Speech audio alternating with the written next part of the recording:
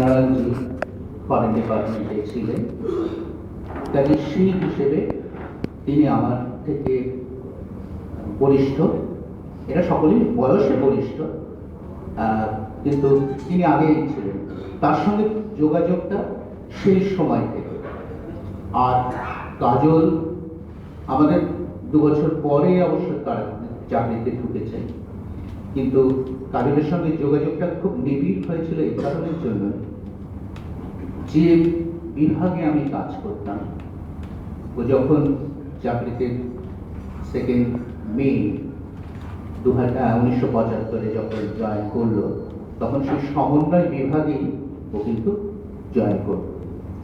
আর সুপ্রিয়াদি এসছেন 2000 সালের জুন মাসে। দেখতে দেখতে 11 বছর প্রায় হয়ে গেল।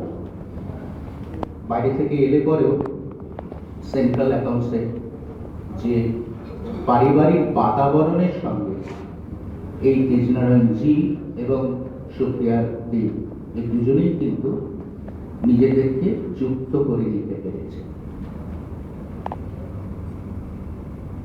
কাজলের কথা বলতে গেলে পরে বলতে হয়, কাজলের কথাটি একটু বেশি বলতে পারি, কারণ কাজলের সঙ্গে যোগাযোগটা অনেক দিনের খুব কাছাকাছি। কাজল যখন প্রথম দিন জয়েন করে, তখন ওর সঙ্গী ছিল প্রদীপ দত্ত, এবং ওরা যে দুজন টাইপিস্টকে রিলিজ করে, একজন হচ্ছে অপূর্ব